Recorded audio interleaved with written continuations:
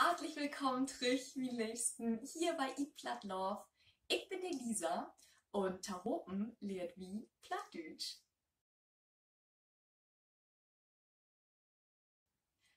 Hüt geidert um das ganze große Thema Adjektive. Also das Video wird ein großer Überblick über eins, was du werden musst über Adjektive im Plattdeutschen.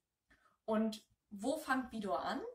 Erstmal ganz führen. Also das erste war erstmal ein Reminder, okay, was sind Adjektive und wie setzt wie Adjektive denn eigentlich in einem Satz in? Dann geht das wieder mit, hey das nur platt ein schön Fru oder ein schöne Fru. Das klärt wie eins. Dann geht das noch ein Stückchen wieder mit, wie steigert wie Adjektive denn eigentlich im Plattdeutschen? Und ganz zum Schluss, wie mag wie denn ein Vergleich? Also wie vergleicht wie ob platt? Okay, die mag, wir haben nicht fair aus, aber das soll uns nicht abholen. Also switch wie schnell die Umsicht, damit ich da noch ein Bäden verkloren kann. So, und damit wir das eins Betten öchte verstauen dauert, wessel ich nun mal um das Hochdeutsch. Also Adjektive. Einmal ganz kurz zur Erinnerung, was sind Adjektive denn eigentlich? Adjektive geben Eigenschaften von Gegenständen, Lebewesen oder Pflanzen, aber auch Tätigkeiten oder Vorgänge an. Also zum Beispiel der grüne Baum. Also wie ist der Baum? Grün. Adjektive sind auch Wie-Wörter. Wie können wir Adjektive in einem Satz verwenden? Wir können sie in 3 verschiedenen Arten in einem Satz verwenden. Es gibt das Attribut. Das Attribut ist die Beifügung von einem Substantiv, also von einem Nomen. Zum Beispiel, der fixe Jung came to Aist. Wie ist der Junge? Der ist fix. Also ist das Adjektiv fix auf den Jungen bezogen, der das Substantiv ist. Die zweite Art wäre Prädikativ, also eine Art Ergänzung bei dem Hilfsverb. Wir haben hier als Beispiel, der Jung ist fix. Ist das Verb. Und jetzt möchten wir ja noch sagen, okay, aber der Junge ist, wie ist er denn? Er ist fix. Und als dritte Form Adverbial, also eine Umstandsbestimmung. Das bestimmt noch einmal näher, was eigentlich passiert. Bei dem Beispiel sieht man, der Jung löppt fix. Der Jung löppt wäre schon ein eigener Satz. Also dann wissen wir, okay, der Junge läuft. Aber wie läuft er denn? Langsam, schnell. Hier merken wir, okay, der Jung löppt fix. Das ist, wie wir Adjektive überhaupt verwenden und was Adjektive sind. Jetzt kommen wir zu der Frage der Deklination. Also wenn wir jetzt ein Adjektiv haben, das sich auf ein Verb bezieht, wie müssen wir das Adjektiv verändern? Ich habe einmal die Beispiele in feminin, maskulin und neutral. Also der Fru ist das feminine Beispiel, der Kerl ist das maskuline Beispiel und das neutrale Beispiel ist das Kind, das Kind. Und dann unterscheiden wir noch zwischen einem bestimmten Artikel, was im Hochdeutschen der, die, das wäre, unbestimmte Artikel, ein, eine, einer oder ganz ohne Artikel. Im Singular haben wir da im Feminin dei schöne Fru. Also wird aus dem Adjektiv schön, wird schöne. Also wir setzen nur ein E mit dran. Genauso wie bei dem unbestimmten Artikel. Ein schöne Fru. Ohne Artikel ist es schön Fru. Im Plural fällt der unbestimmte Artikel weg, weil es den einfach nicht gibt. Da haben wir denn dei schön Fruns oder schön Fruns. Ihr seht, dass ohne Artikel das Adjektiv nicht verändert wird, also nicht gebeugt wird. Im Maskulin haben wir dei grode Kerl. Also aus grot wird einfach wieder das E mit angehängt. Dann beim unbestimmten Artikel ein groten Kerl. Da wird nicht nur ein E angehängt, sondern ein EN. Und ohne Artikel groden Kerl. Im Plural ist es wieder, dass wir keinen unbestimmten Artikel haben. Da haben wir dann de groten Kerls, wo wir ein en an das Adjektiv hängen. Und ohne Artikel grode Kerls. Im Neutrum, also das Neutrale, da haben wir dann dat smukke Kind. Smuk wird wieder einfach nur ein e angehängt.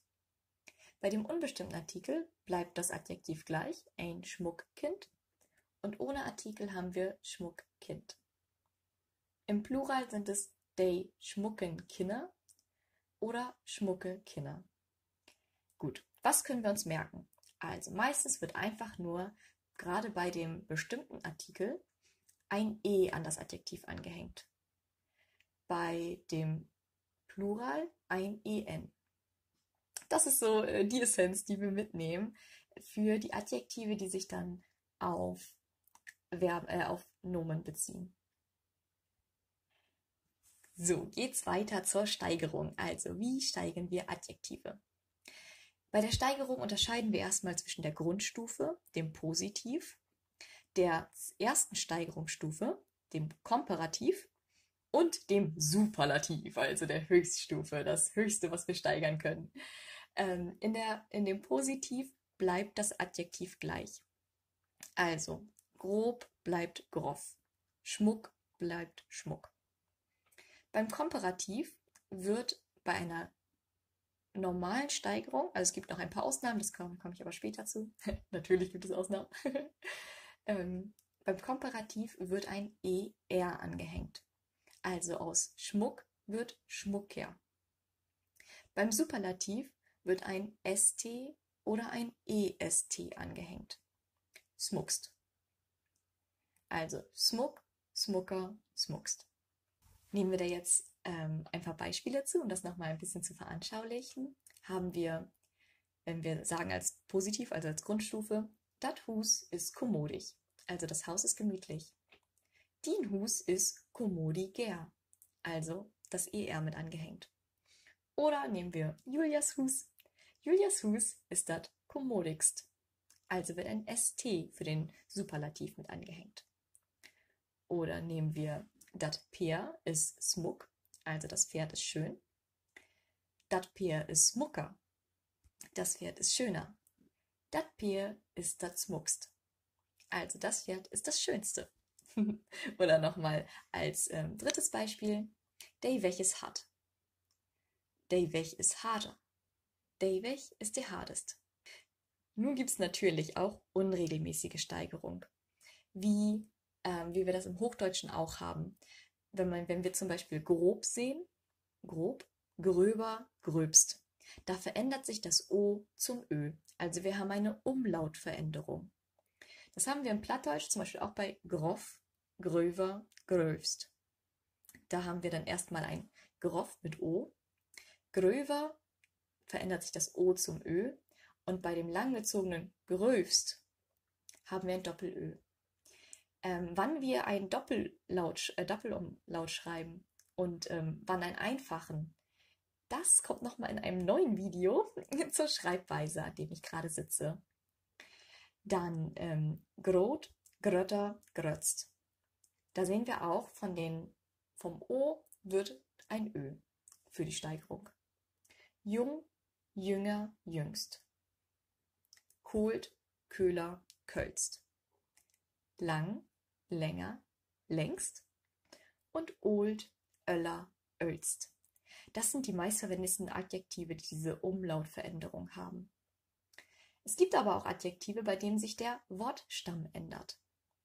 So wie wir das im Hochdeutschen auch haben mit gut, besser, beste, haben wir im Platt gaut, bäter, best. Oder wie wir viel, mehr und meister haben, ist das im Plattdeutschen viel, mehr und meist. Zu den Vergleichen. Das waren schon die Steigerungen. Wahnsinn. Wir kommen gut durch. Vergleiche werden immer mit as. Also, als Beispiel, A ist grötter as B. Also, A ist größer als B. Oder A ist just so groß as B. A ist ebenso groß wie B. Das ist ein bisschen wie im Englischen mit dem S. Und dann kommen wir noch zu einem ganz typisch platten, dem absolut typisch platten Superlativ, der Elativ. Und das setzt sich zusammen aus opt best. Also ob dat best. Oder ob dat und dann ein ST an das Adjektiv. Dieses Beispiel ist hier: Düsse Planten wast hier opt best. Also diese Pflanzen wachsen hier am besten. Und dieses ob dat Adjektiv ST ist wirklich absolut Plattdeutsch. Die hohe Liga des Plattdeutschen. Wir können aber auch durch gewisse Adjektive einen Grad ausdrücken. Im Hochdeutschen benutzen wir sehr viel das Wort sehr. Also ich hätte ja auch viel sagen können, aber wir nutzen sehr viel. Das ist also ein Gradausdruck. Im Plattdeutschen haben wir da noch ein bisschen mehr Auswahl. Zum Beispiel bannig. Das ist unbändig. Diese Gradausdrücke habe ich euch gleich einmal mit einem Beispiel verbunden, damit man sich das besser vorstellen kann. Also bannig stürmisch, dann ist das sehr stürmisch. Biestig unfreundlich, ist das sehr unfreundlich. Bitterlich cold, sehr kalt. Fürchterlich krank, sehr krank. Gräsig dumm, ist sehr dumm. Heil hild, dann hat man das sehr eilig. Oder höllisch hit, dann ist das sehr heiß. Wenn etwas lumsch wussen ist, dann ist das sehr wahnsinnig gewachsen. Sind wir richtig argelig, sind wir sehr ärgerlich. Wenn was verdonnert dür ist, ist das sehr teuer. Oder verdübelt schlecht, dann ist das sehr schlecht. Wenn euch jetzt noch ein paar Adjektive fehlen, also wenn ihr sagt, so, ja, wir würden ja total gerne Platz schnacken, aber mir fehlen einfach die Vokabeln, dann guckt bei Instagram vorbei. Da habe ich neben der Grammatik rund um die Adjektive, die ich da gerade Schritt für Schritt durchgehe, auch die wichtigsten Adjektive, die man so als Vokabeln wissen muss, ob das breit und eng ist, dick und dünn, eckig und rund, ehrlich offset oder aber auch flätig und full. Also das findet ihr alles bei Instagram, wo ihr das Snackable jeden Morgen ein bisschen von mir bekommt. Das war nun das allumfassende Thema Adjektive auf platt. Ich will sagen, wie Themen ich glaube morgen, wie sind das Themen ich glaube, die ich komme. Wenn ihr doch noch Fragen habt oder schon irgendwas auf der Seele brennt, schreibt mir das einfach in die Kommentare. Und dann habe ich noch was ganz Neues für euch, und zwar den Newsletter. Den Eat Platt Love Newsletter. In der den ihr auch in der eat-platt-love.de auf der Website anmelden könnt. Da gibt es dann 2-mal im Monat lütsche Platt-Lerneinheiten, wo dann auch die Adjektive nochmal öffnet. Oder auch alles, was Neues wie Platt Love, was so kommen da, was der vergangenen Tag so wäre, was die nicht mehr verpassen möchte. Und dort kommt dann auch immer noch, ja, ein werden wir Tonsmuster natürlich, weil das muss man ja irgendwann werden haben. Also drosche das schnell in. Als Dankeschön kriegt ihr ein heel exklusives Geschenk von mir. Also kickt doch mal, was ich da feines Fischer vorbereitet habt. Ansonsten abonniert den Kanal, um kein neues Video mehr zu verpassen. Immerhin, nu könnt wie die Adjektive, das muss ja noch wieder gehen. Und wenn ihr jeden Tag einen Plattdeutsch haben möchtet, kickt wie Instagram und Facebook vorbei. Ich freue mich auf Schau.